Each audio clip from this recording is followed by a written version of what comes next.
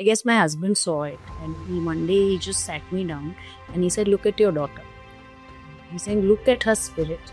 Whatever condition she has, she's living life to her fullest. Look at her and do you think that she will not be able to do anything in life? She will do whatever she wants to do, and we'll make sure we will find the best people for her, even if we have to travel to the end of the earth. But we need to do this. So he said, today is the last day. We will mourn her autism. From tomorrow, we will celebrate her autism and we will begin a new journey. So I think that was the day I realized that this was actually the beginning of something wonderful. Not just for her, but for us also. That was the day I changed my mind. And my husband said, "Ye sab kare." She wants to ride a bike, she'll ride a bike. She wants to ride a car, she will ride. She'll fly an aeroplane if she wants to fly. But she will do it. So to understand something wrong, we really need to understand what are the symptoms. Now, symptoms are of two types, A and B. A we call absent symptoms. It's something which is not seen, right? And some are visible symptoms, like B symptoms, that we will call behavioral symptoms. If your 2-year-old child is not showing that, definitely it's a serious issue. We need to tackle it. So absent symptoms is something which is absent. What is absent? Awareness, perception, understanding, relationship, communication, appropriate for the age.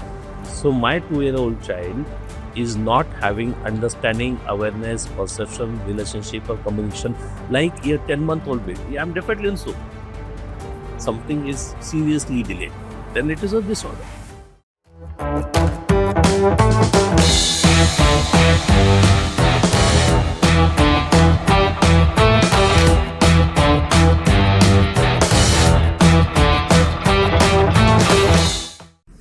So, welcome both of you to the Dolly Show today. I am really happy that you both are here. And I definitely know you'll be giving in a lot of important insights to our audience. So, thank you so much for being here with us.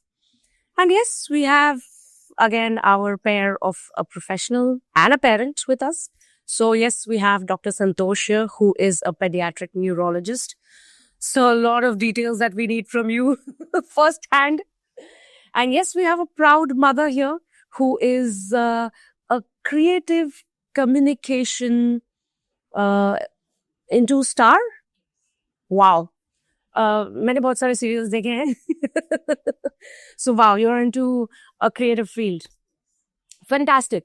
So yes, to start with, sir, I would love to know your journey. What got you into pediatric neurology and serving neurodiverse children? Actually, it sounds little nostalgic to me. What I practice nowadays since last 10 years is actually what my father taught me till I was 7 years old.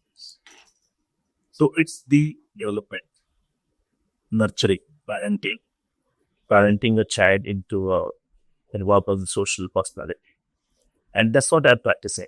And this, I did not treat it till I was 40 years of age, or maybe 38 years of age. I'm working as a professor of pediatrics in Nair Hospital in Medical College. I do have autism center in Baikala. Actually, when autism struck me, it was somewhere maybe 50 years ago.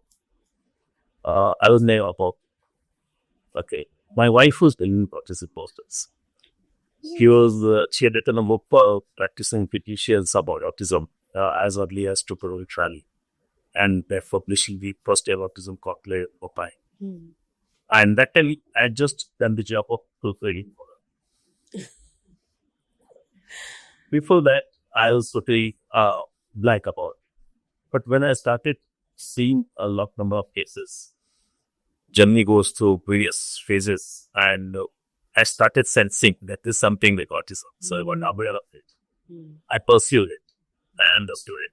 And within the next 2-3 years, my first talk on autism was how doctors are handicapped in treating autism. That I gave it in Nair Hospital. But therapeutic disabilities of a doctor in managing autism. Like how we feel handicapped for ourselves. And over the last 15 years, now, just 2 weeks ago, I given a talk on how we are powerful in managing autism in the corpus of developmental pediatricians. So it grew with the experience from the parents. I did completely fellowship for neurology, fellowship in development, the pediatrics. But what matters is not the curriculum. What matters is what we learn from each and every parent. So if you ask me one single or any point which you feel that I might have learned something, it is from our parents. Because parents are our resources. True. And being in a municipal public hospital, I come across thousands of parents, with more than 50,000 autism parents over a period of last 15 years. And that added a lot to me because I was just observant. And then the thought process helped me analyze that yes, something can be done for these kids. Right? It's not just something. So too many things can be done for these kids. And that's how I view my principles of autism reverse. May sound rude, may sound odd, but they're very kind and simple to make every person feel like us. If this is my baby, he should be like me. And that's what I'm working for. Socialization, communication, and eventually personality development for autism kids. So I do cater kids even 3 years, 20 years also, right? Even 5-year-old at Delhi, Lucknow, so I go there, I see a kind of kids. I cater to different cities, UTI, Nashik, and Pune also to see these patients. But what matters most is how we are shaping them. That's how my clinic is named as AKA Clinic. And we call it Shaping the Future. And tagline we are added as adding life to senses and adding sense to life. So if you do not add life to the senses, your life becomes senses. True. And this is how I come across. And thanks for calling me here. I had been running autism helpline since more than 8-9 years. Across WhatsApp, at seconds of free, my mobile number is pretty collected at any time. I have 35 different WhatsApp groups for different cities which institutions cater to me. I have huge patient base from US, Canada, Australia, even Qatar. Indian patient base. And they are regularly in consultations with me. And most of them in video consultations because by 90% of practice, it just, I don't need to touch it. It just, from a distance, I always show me from the rear camera, I just want to observe. In fact, helps me out in checking all the platform. So, he might just say, button up Google reviews or something. That's all what parents, their kindness, express their gratitude. But I always believe that there's something can be done for every child at any age, whatever level he is. No child is a case. And there's always a hope which can be added to any parent's life for a child within just 4 to 6 months. Wow. So that's what is my motto here. And my ultimate goal, which I want to keep it up, every autism kid should be trained to become a orator. And that is possible only when you make them a good listener. True. And a person can listen only when he's connected to you, looking at you, and sitting in front of you. Like we all are listening, we're connected. We develop a relationship. And this is what is missing in autism.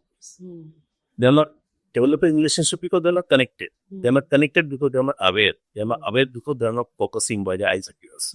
And this is what we're going to take. So, thank you for letting me talk about this. Fabulous. And I want to know all your magic traits. And we will delve deep into that for sure. Yes, ma'am. So let's come to your journey. Let's go back to memory lane where you started from.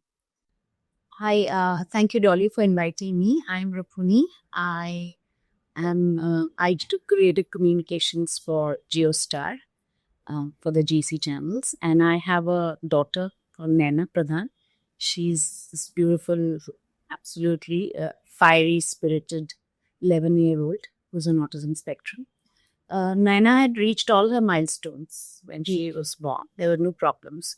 By 1 year of age, she had started developing speech also, making it.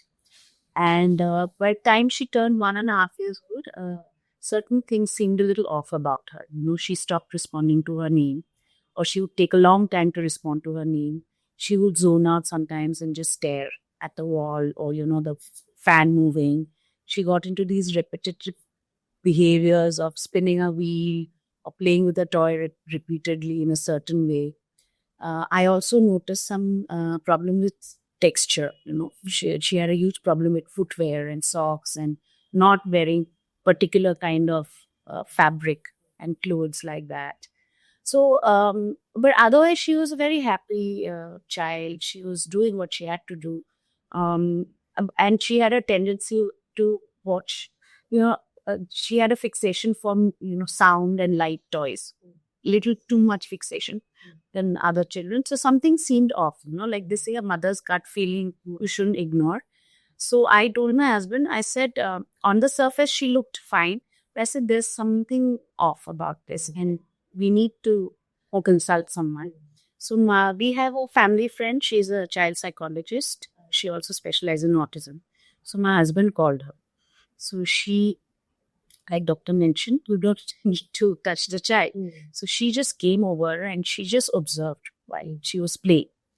And she said, give me 2 days. And then she called us to her clinic, and she was the first one to diagnose her. And she said, look, your daughter is on autism spectrum because she seems to be exhibiting on the traits. And she explained what autism was. And she also gave us what the possibilities were, that these are the problems she's going to face. And these are the possibilities that she may not be able to do. But early intervention is the key. So she said, you need to go see a neurologist. You need to start her OT and whatever. So that's how my journey started. So the thing is, autism was not, like, the word was not new to us. My husband had studied a little bit of psychology in his college. So he sort of knew what autism was. I had heard of the term, and but in my mind, autism was what most people perceive. It's at the end of the world. The child can't do anything. So I think it took me some time to just get used to the idea that if you have autism, it's probably not the end.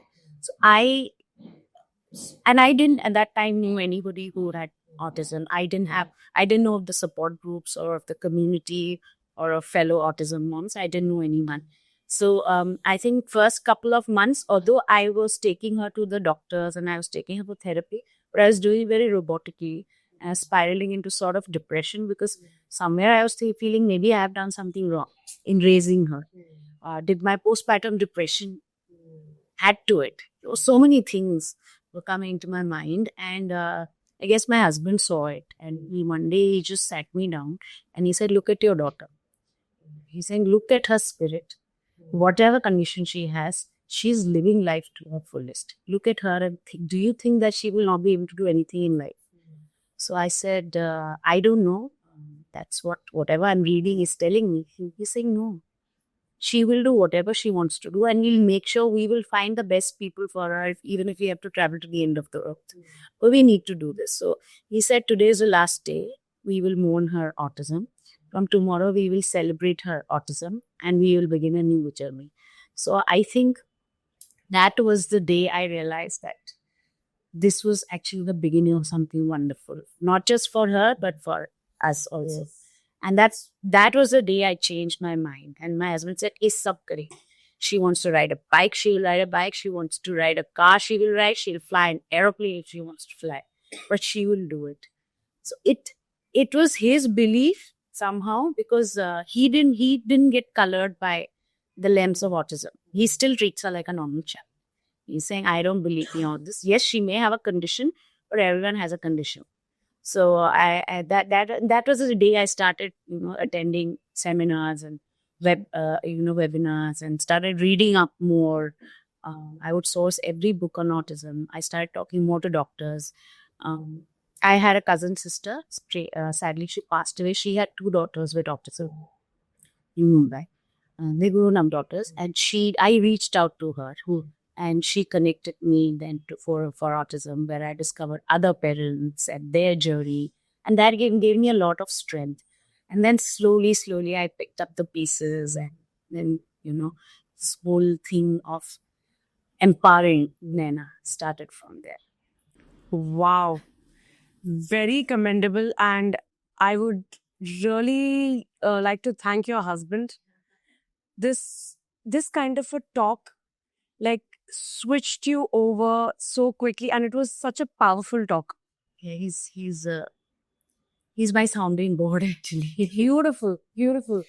Such parents are like accepting it in such a way and empowering is commendable. Wow.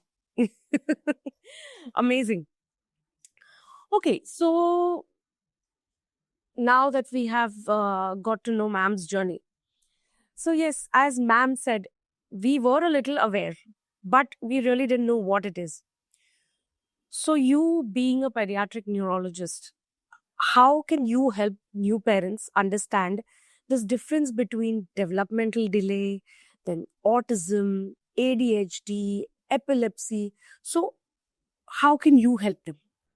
Okay, that's very simple, actually. I would like to definitely elaborate it on more. If you're going through my booklet, there's a flow chart.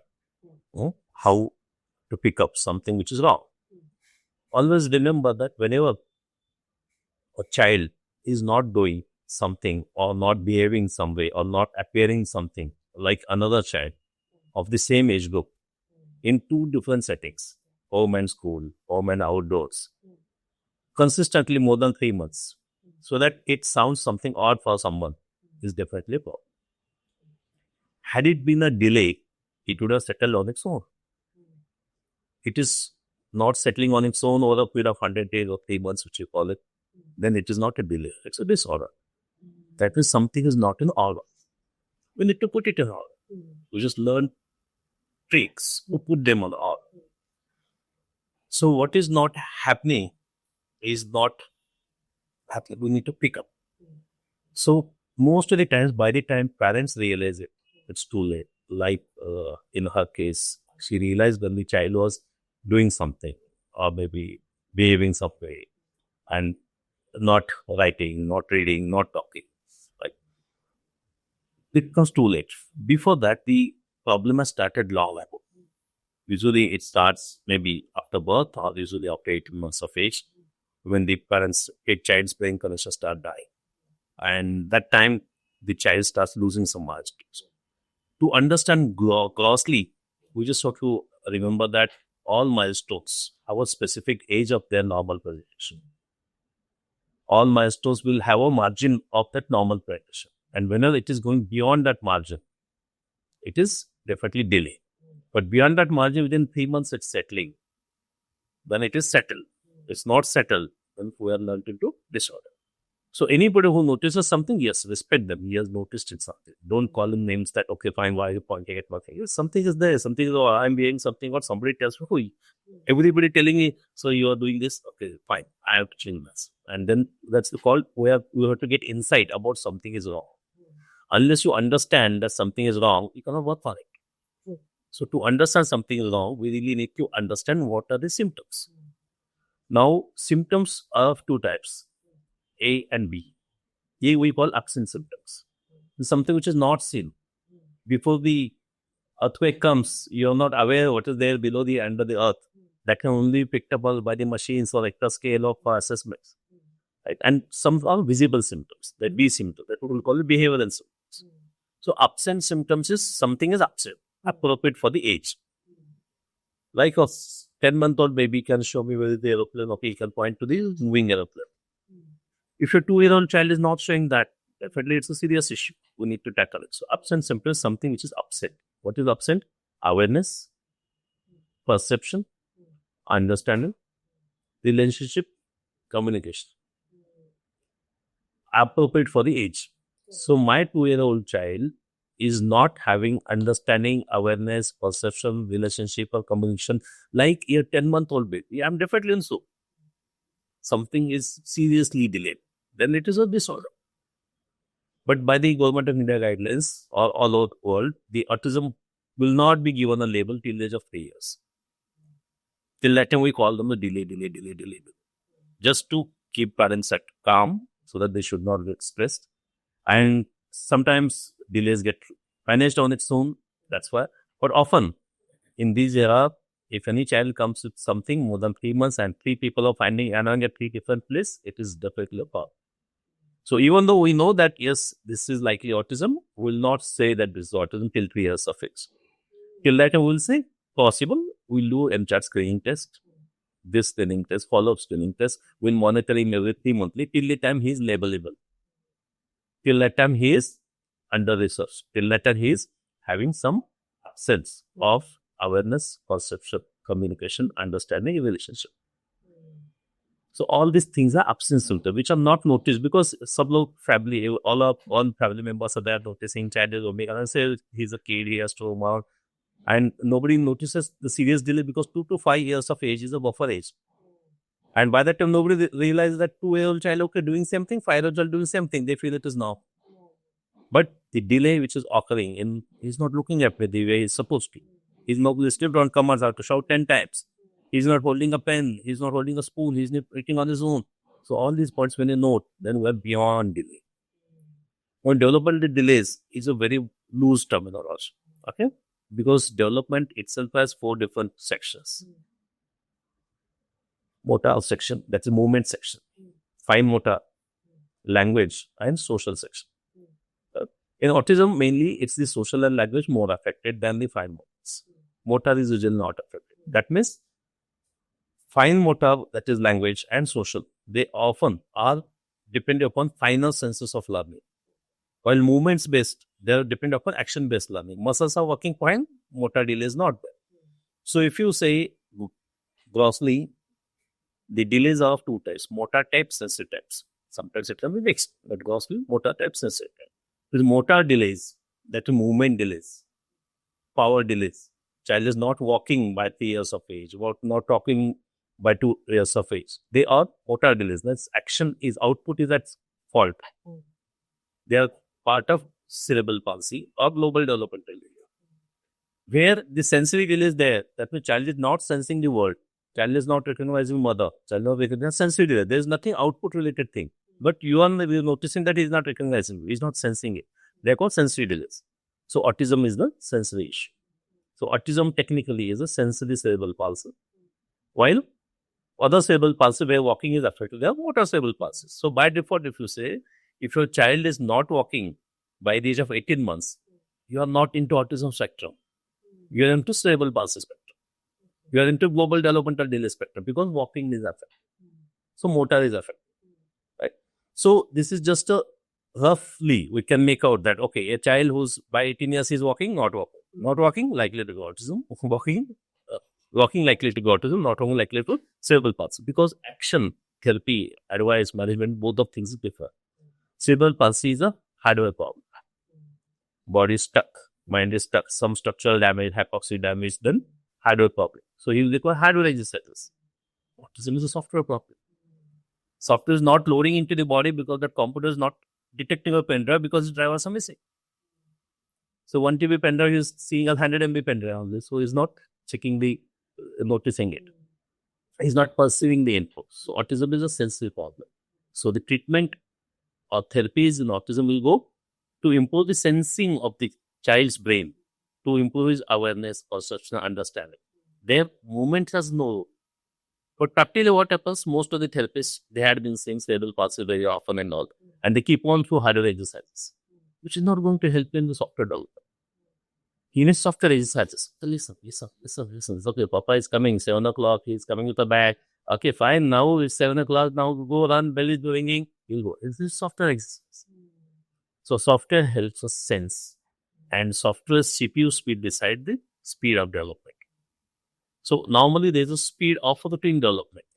Like say at the age of 0, there is no development. Child is like an earthworm, just beginning around baby.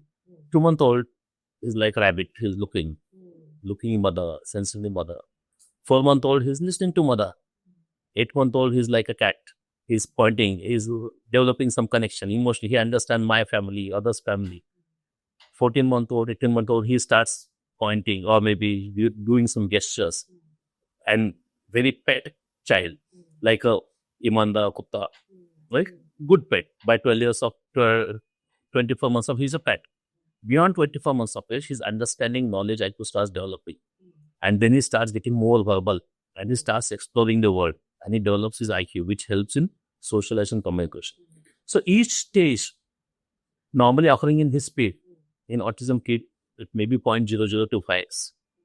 So slow zoom. So eye contact which was supposed to occur at 2 months, 2 years, 3 years, it is okay developing now. So all others will get further delayed. Why this is occurring? Because the connections in the brain are knocked off in these kids after some age and stage of development. due to some reason. Why it has happened doesn't give us a solution here. But what we need to understand that this connection need to be worked on. And how do you know the connections are working on? Only when the child connects with us. Then only we'll know that, okay, he's connecting, no connection working on. The metro is seen, okay, fine, the car is going, the metro is working. So actually, in this case, the absent symptoms are developmental lags, developmental delays, or developmental, now we'll call it deficits. Anything more than 3 months is called deficit. And then it becomes disorder if there are more than 2-3 deficits. So these deficits are serious handicaps. That's why they are certified as disabilities. So it's a spectrum of neurodevelopmental disorders, where cerebral palsy is motor spectrum, autism is a sensory spectrum. Apart from that, we have finer disabilities like learning disability, ADHDs, and epilepsy is a part of neurological disorders. Only part of them have developmental issues. All the epilepsies need not be having developmental issues. So we can keep epilepsies totally separate. Since everything deals with the brain, it's very likely that 30 to 40% of autism kids may have 1 or 2 seizures in lifetime. Usually they do not go into serious seizures. In olden days, when we used to define autism by syndromes, where all the epileptic syndromes were also probably be having affection of sensing the world, so they were classified as autism. But last 12-15 years, all these symptoms have been removed. So per se, epilepsy will be a separate part and will not connect that heavily, and will say that, okay, fine, everybody has autism, only few of them will have epilepsy. The more we diagnose autism, the more we see the incidence of autism rising, the incidence of epilepsy will start falling in the autism because we are broadening the base of it. Right? Now, when you call it as a spectrum is from 0 to 1000. I am autism, I am on spectrum number 10.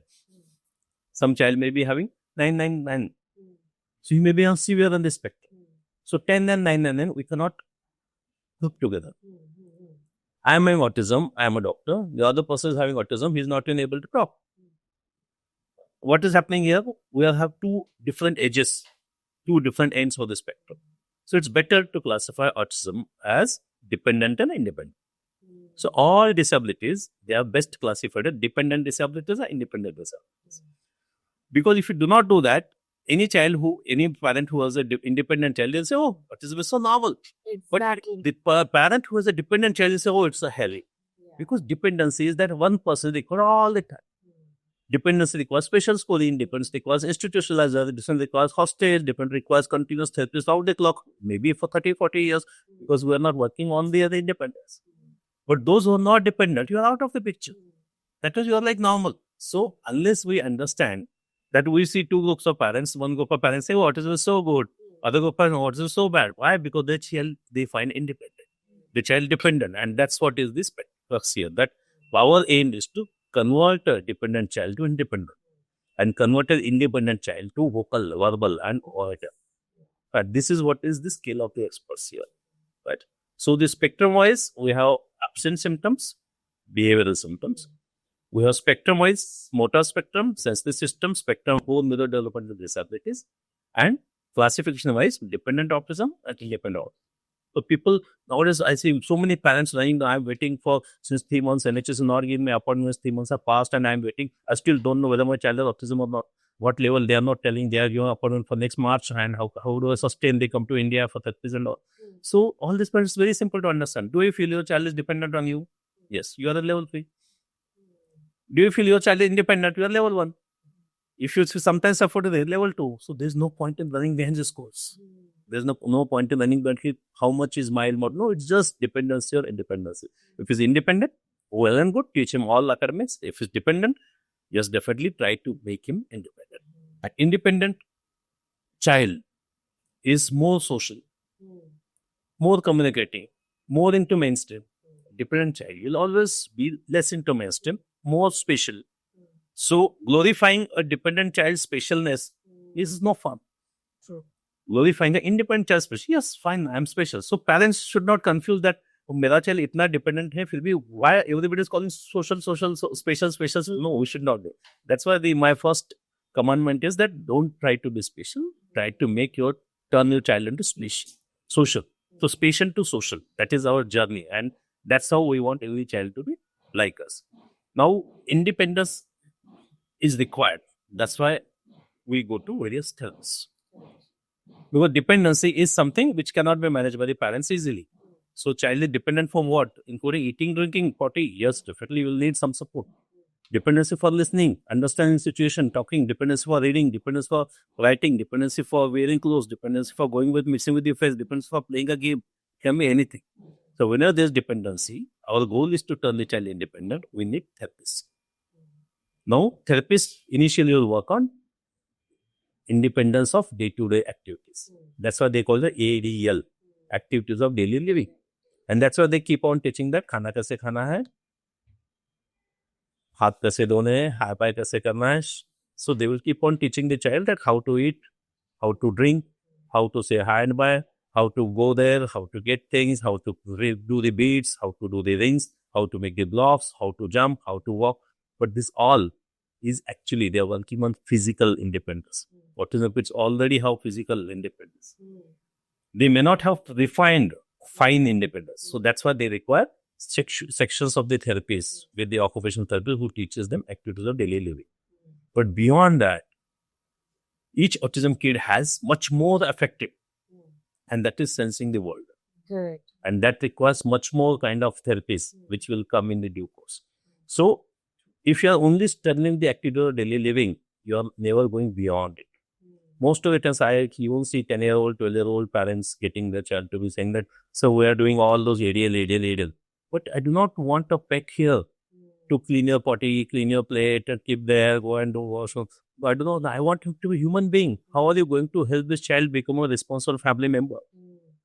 To have the child as a responsible family member, first the child should realize I am a person in the family, I am a part of the family, I am a human being, I can connect with people, these are my people, I have to ask them, I have to get from them, and I have to socialize with them. So this kind of things is most of the times not taught in most of the therapies. Therapists only keep on talking about activities of daily living. So we have to grow beyond that. The next level of learning activities for these kids will be activities of daily learning. It's not about learning the objects. It's about learning the concepts. When the child is born, immediately after birth, within 2 months, he tries to look at the mother. Okay, she's there. He tries to understand, oh, daddy is also there. Understanding and perceiving human beings is more important than understanding and perceiving objects. Active daily learning, my people. Active daily learning people. So before you learn the ABCD A to Z, you should know A to Z relatives and know them by names and connect with them. This is what is socialization. Now what happens in non-goal directed therapy centers, they are working only on academic A to Z. Child is 10 years old, you can say A to Z. But why you did not introduce the family members? Why you did not make him understand? Because life, human being is known by socialization, communication, relationships. Without that, there is no point in human being. He is a monkey otherwise. Monkey added to the socialization, communication becomes a human being. So these things are not being taught in the therapy centers. And that's how children do not socialize much because they are not worked on. Most of the therapy centers prefer to work with the object engagement. We wanted the child to connect and communicate with a human being. And we are always giving object-based learning 98% of the time. You are not connecting with him. You are desocializing child, which he was probably trying to socialize. So we need to have activities beyond ADL, that is activities of daily learning. Activities of daily listening. Just to listen. Okay, fine, I'm your daddy. Okay, fine. Next time when I come, you should say, Daddy, hi, good morning. I'm telling him something. Daily new things I'm telling. Once what happened, the neighbor's boy came here. He was looking for you. He wanted your toy. I did not give him. See, they hidden your toy there. Activities of daily listening. Even if he doesn't understand, sooner he will understand. The more you connect, the more you communicate, the more they will understand. So connecting human to human is activities of daily listening, activities of daily looking into the eyes of family members. Okay, fine, Mousy is different, Mommy is different. I was feeling same thing. Mommy wears this, Mousy doesn't wear this. Okay, fine. How does he come to know? By looking at the person for a long distance. We require minimum 6 seconds eye-to-eye connection to understand differences. Find out 6 differences, 6 seconds. I can find out 6 differences. Differences between people. And only when he recognizes difference between people, he tries to understand this is mine, this is little distant. She doesn't entertain me that way, that often connection. So this is somebody else's mother. This is my family, this is others' family. This is how he starts understanding, perceiving and differentiating human beings. Now my mother is there with me, next to me all the time. Yes, she's continuously looking at me. Oh, fine, this is there. Okay, she's looking at me. If she looks at me for more than 10 seconds, I'm connected to her. I get that feeling that my mother's eyes are touching here, and I get that warmth, emotion, bonding, and that is what is human to human connection. Unless you connect with the eyes for more than 10 to 15 seconds, you are not into a relationship. And unless you are into a relationship, you are not into communication. So connection, 6 seconds. Relationship, 10 to 15 seconds. Communication, after 15 seconds. Okay, fine. We are sitting there, we are communicating here. Okay, fine. Now I know, okay, fine. I can look, communication begins with the eyes first. And then with the gestures, okay, smile. Okay. Otherwise I get scared. 8-month-old baby, if you see any, you just look at you. Within 20 seconds, he knows this is not mine. It takes 20 seconds for him to understand this is mine or not mine. This is connected to with or not connected to. But if that person smiles, probably he may smile and he can become friend of him. So this is what is missing in most of the kids who are having difficulties in sensing human beings, sensing people, sensing relatives, sensing family members, sensing relationships. And how do you develop relationship? The more you spend time with a person, the more you look at him, the more we do gestures, the more we are developing friendship with him, the more we communicate by hand movements. Okay, fine. Then, okay, you are Tamil, I am Hindi, I don't know what to talk. Fine, still we may be ending up talking. Suppose you are going to get stuck into a lift with a stranger. What will do? You wait for 30 minutes, 40 minutes, then you keep on talking. Okay, fine, this is what has happened. Then, oh, you are staying next to my neighborhood. I didn't even know. And this is how open up with the strangers. And this whole sequence needs to be initiated in these kids who do not sense people because they do not look at the people. There's a big concept in 1980s that these children do not struggle on eye contact. But eye contact is the crux of developing human-to-human connection. So you cannot deny that. In fact, there is another concept which is going on all the time that there are these visual learners. Don't glorify it. If his Bera is normal, why not turn him into auditory learner? Because unless he listens language, he is not ready for language-based verbal communication. That's why the next thing beyond activity of daily living is activity of daily living, activity of daily learning, activity of daily looking, activity of daily listening, activity of daily learning, logical, human, verbal communication. So this is what I want in every autism kid to be done into that, so that he will feel socially independent. Even if I don't have hand and feet like Stephen Hawking, oh, I know I'm hungry, I'm telling with my cornea. Okay, because I'm understanding the concept of I'm hungry. He could type with his eye movements, gestures. So why can't? Because he was connected. And these children are lacking the connection. And that's why they are not communicating. That's why I suggest to you to have the tagline, connect, communicate. Definitely. Wow.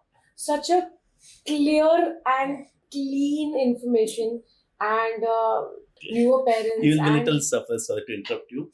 I talk the same way in doctors' conferences. So as if everybody just has to understand that, okay, this is my child. This is happening in my family kind of thing. And then only you understand to the heart. Correct. Wow. Thank you. Thank you so much, sir, for this. Let's get on to this next thing, which is called, as ma'am mentioned, early intervention. So you said you did that. So to correlate to what sir said, that, you know, all these therapies need to be done and early intervention. How did all of this help you? First of all, that whole early intervention introduced me to the idea of sensory processing disorder. What sir has just said, that it is basically the sensory. They have a problem with processing, the sensory processing. Correct. The way they perceive the world is a problem. That was the first thing I learned myself. It was first of all our education. Forget about her. She comes second. That's when I understood why she had a problem with certain fabric, certain texture of food, why she liked to play with foams or bubbles and things like that, you know, and why certain sounds made her cover her ears or made her so agitated, why certain noises calmed her down, why is it that probably she could hear somebody's footsteps way before I could, you know. a certain, and so why she felt uncomfortable in certain situations. So it opened the whole sensory processing disorder to me, which made it very easy for us then to where to put her, how to plan things around her, what to give her, what not to give her, and not to push her into something. So that was the first thing that happened. With her, what happened was, see, we were trying to make her do everything that children of her age were doing without understanding. Like, I would give her blocks. Let's do blocks. And I would get frustrated because she wouldn't want, instead of putting blocks, she'll throw them here and there, or she'll try and play with them, or she'll just look at them, or she'll try and put it on top of some soft toy. And I would get really frustrated till I understood poor thing doesn't even know that she has to put it. That much pressure she has to put on. So these little things we understood. That, okay, we have to step back and see what her strengths are and how to go about things with her. The other thing which helped her was, generally, I think she was getting as a child, she was getting very frustrated because nobody was able to understand her. She was happy when she was playing, but when we were trying to force something in her, she was getting very frustrated because we were trying to do what we grew up doing, or what children of her age were doing. We were introducing toys and things to her which probably she had no interest in. So that's where the OT came in and helped us. So she specifically asked us, what does she like? We will start with what she likes, and in that we will gradually introduce new things to her. So the whole sensitizing happens very slowly. So they had a whole sensory box tool for her. They had designed one and they gave, so she gets used to different kind of textures and things like that. So there, I think she kind of, at least her frustration was a little less. Things were more streamlining with her. Speech therapy did not really help. I have a basic problem with speech therapy, the way we do it over here, I think. Because, when she was singing, there was no problem with pronunciation. And if I would say a word to her and she would repeat that word, it was perfect, no problem. But the way speech therapy is done is a little problematic. So for years, all they did was show her cards. Like sir was saying, wahi cheez, they were just repeating. So that I don't think they were really focusing on listening. Their thing is that I have a parrot sitting here. Let's just make her repeat words after word. That was happening. And I didn't see any improvement, whether it was speech therapy in school or whether I took her to different speech therapists. I did not see any improvement. I said, I am not going to do any speech therapy with her after a point, because they're teaching her the same thing. Till 9 years of age, same flashcards were shown to her. Same things. There was no language development. Till I think she started behavior therapy, where they said her behavior is stemming from her frustration of not being able to say what she wants to say. So they started working on her communication. They did not say we are working on her speech. She has speech. Because after a certain point, we figured that speech was there. She just didn't know how to communicate. Like sir rightly pointed out, it's a communication issue. She just didn't know how to put what words. In context, she didn't know how to put. Then I would have to remind her, Naina, you have to say, I want biscuit. I will give you biscuit. Is biscuit what you want? Because she would point. And I'll say, what do you want? You want biscuit? You want egg? You want noodles? What do you want? Then she'll point at the biscuit. So I said, you have to say, I want biscuit. So every time she would get frustrated and point, and I would say, I want. Then she'll say, I want biscuit. I said, see, your life becomes so much easier. So slowly, that's when the language develops. So I honestly have a problem with and I don't know, they must be having a reason for the way they teach speech. But I think before speech, I think the communication is very important. Because a lot of these children have speech, but they are not taught how to communicate. So, and that has now changed when the behavior therapy started. It just opened up. And before that, actually, she had gone through music therapy at one point. That had really helped her. Because the music therapy, next, he worked on her communication also. So he's saying, okay, she's a musical child. Let's teach her how to use songs and instrument to communicate. So he would just sing Twinkle Twinkle Little Star, but once in a while he'll just add, hello, how are you, Naina, let's say hi, goodbye, or something like that. So, and it would immediately catch her attention. So she understood, oh, when somebody comes, I have to say, hello, how are you? So then she would sing it out, hello, how are you? Instead of saying, hello, how are you? She didn't say it like that. He said, that's okay. She's young, she's 4 or 5, let her sing it out. Once she sings, dire dire we can teach her that, okay, now you can use it to speech. So I think that communication is the key. So the music therapy also kind of helped her in communication and also in sensitizing her into different sounds. So he sort of understood what calmed her, what agitated her, and how to, and he gave her instruments and he taught her how to use those instruments to communicate. So she would have a habit, if somebody is singing, she doesn't like, she'll put her hand in the mouth. He's saying, don't do that. So he gave her 2 of those macrons and he would say, just say stop. This means stop. So that person will stop. So it's actually communication, just Sir said. You just have to find ways to teach them how to communicate and just take it from where the child is at what level and what the child is interested in, and slowly develop it into language.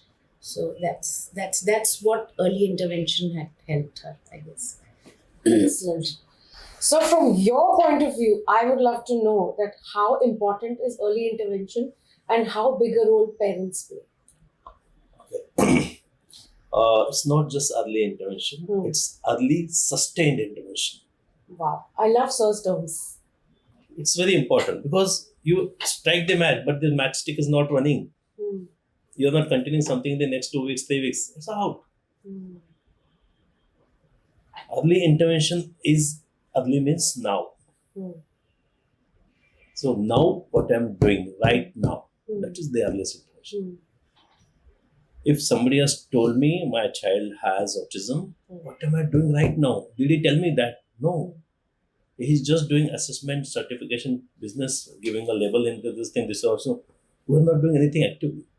From that same moment, the same person who is giving you a label, he has to be advising you something to be done right now. So from right now, what you should do, right now, what you should not do. So earliest is what to develop earliest. It's very simple, connection. Only when your child has a connection, he will understand your commands, receive your inputs and communicate and probably follow the commands, follow the input and give the output. Whenever a child is not giving output in X category, always remember input of that X category is lacking. It's not to that magnitude, quality, quantity and appropriate for the age. Suppose a child is not walking, that means input for that walking is not happening. So if a child is not talking, input for listening is not happening to that magnitude, quantity, quality and age appropriateness. A child who's failing in maths all the time, getting 30% marks, all other subjects getting 50% marks. That means input for maths is not happening. So either he needs maths tuitions, extra classes, will fill it up. But if you put English classes, he's not going to learn maths, he's wasting time on that. So early intervention now to be decided on what is our most priority. Our most priority should be getting the maximum time and efforts. Least priority should be getting least time and efforts. Because if you give maximum time and efforts to least priorities, the most priority is going to suffer. My goal is learning. If I am doing daily YouTube reels, I am not going to learn. If tomorrow is my exam, I want to go for swimming for 4 hours, I am not going to be ready for the exams there.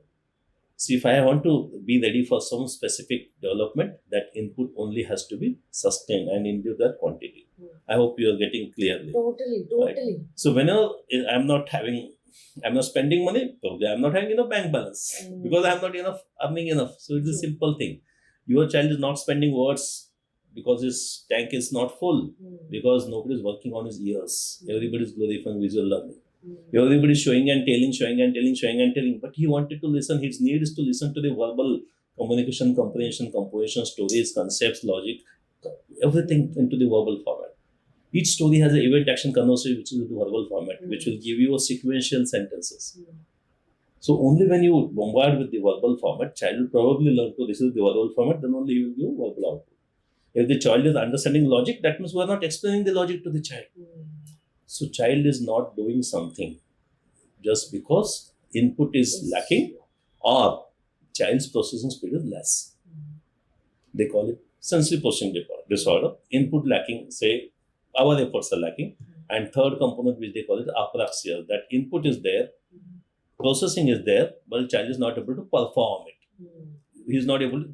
That all means that there is not enough water in the tank to get into the full speed into the tap. So if you increase the input of the same thing, yes, definitely there will be enough water in the tank, and definitely there will be apraxia will also be disappearing.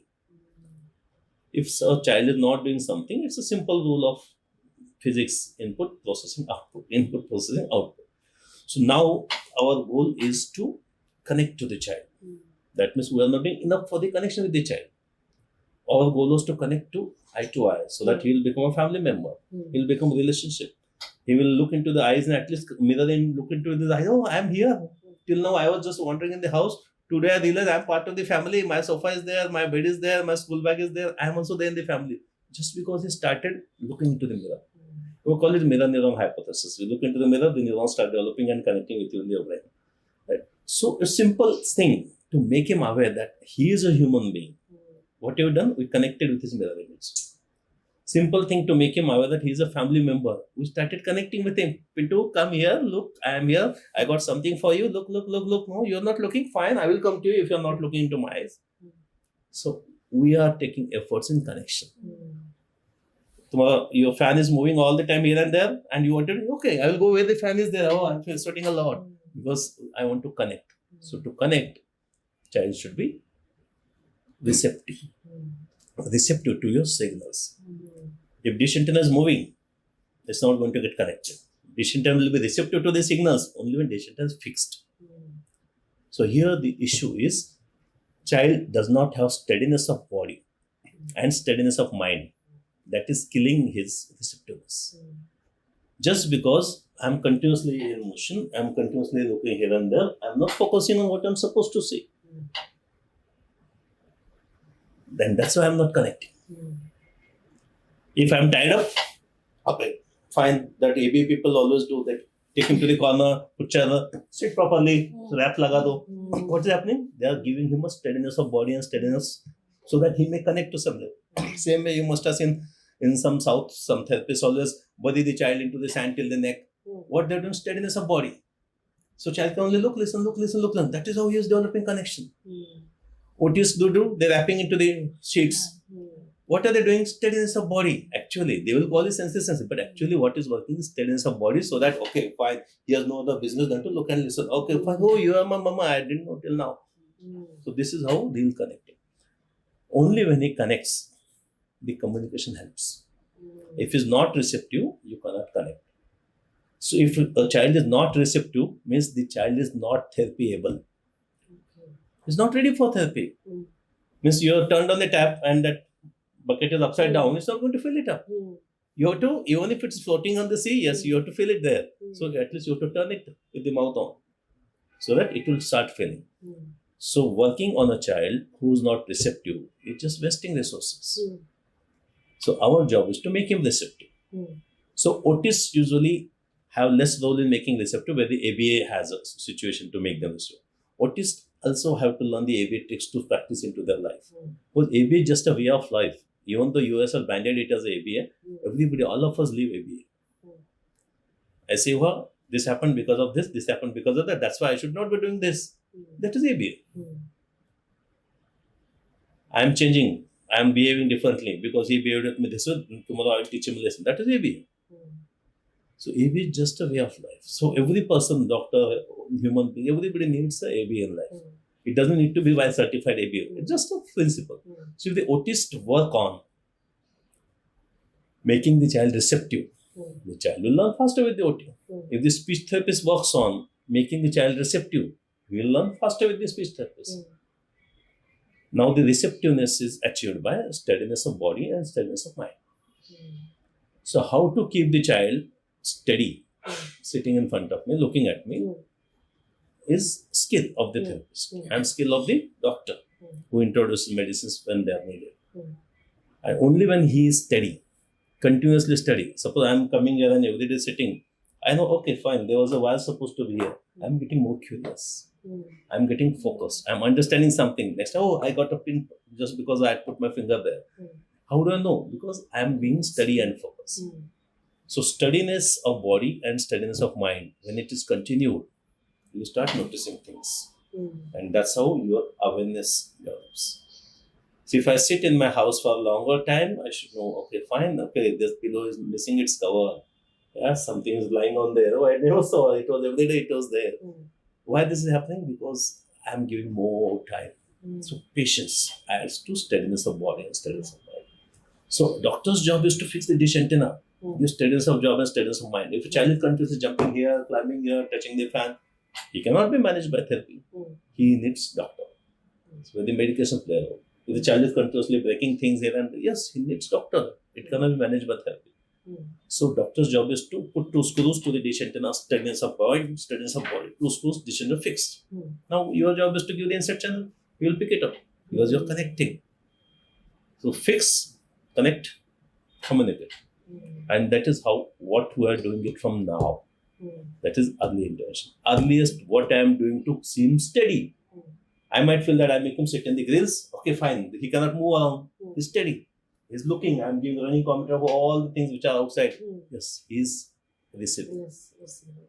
Those who do not sit, look or listen, and they usually will be handled manually. Wait, hold. And when you handle anybody manually, it results into violence. And that is how the beginning of aggression. Physical restriction, mental restriction, cognitive restriction is a beginning of aggression. And aggression begets aggression. When the child is angry, you are applying more force. You are slapping the child. You are getting more aggression. And then child will learn. Small child will only push you. Bigger child will throw you away. And little bigger child can break the things. And that is how these violence traits come into this thing. It's all result of untreated ADHD. Had they been treated ADHD properly, he will be sitting quiet. Okay, fine. This is the world I saw first time. I'm perceiving it. Okay, mama comes 2-3 times in this room and goes. And some other lady also is coming here. Okay, sees that Mosi. Okay, Mosi, fine. I'm noticing. I'm understanding. The more I'm spending time, more I'm perceiving it. Like if you drive the car very fast, you do not see any signals, you cannot know the shops, but you're stuck in the traffic jam. Oh, I didn't know this teller was here. Okay, I was searching in that area. So what happens? You notice more things. And then your awareness develops. So awareness begets perception. Perception gives you understanding of the situation, understanding of the people, understanding the language. With more sustained perception, you are recognizing. What have we done? We are actually tackling the core symptoms of autism here. We are making him aware of human beings. Connect to the human being. We do not want to see a human in motion. We want to see a human being sitting next to me. Okay, fine. Hello, nice. How are you? Fine. Let's go. This teacher comes every time. No, mama takes me. I want to go to the therapist again. This child started thinking somehow that he'll say, okay, he comes coming for OT, I want to come. Coming for speech, no, I don't want to come. She always tells me to talk to when I don't know. So do not command the child. Do not give the orders to the child to do something which he cannot do. A good person who is a good preacher is one who keeps on giving continuously. Like I showed you that video of Arjuna and Krishna. Krishna never asked a single question throughout 18 adhyayas of Gita. Arjuna asked 17 questions. Because a good student will always ask a question. So the day your child will start asking question, then you know your child is ready to learn in spontaneously. Till that time, if you are asking question, that means you are taking exam before the knowledge is complete, and that will only add to frustration. So Krishna, he doesn't repeat a single thing throughout this Gita. So repetition is not a solution for learning.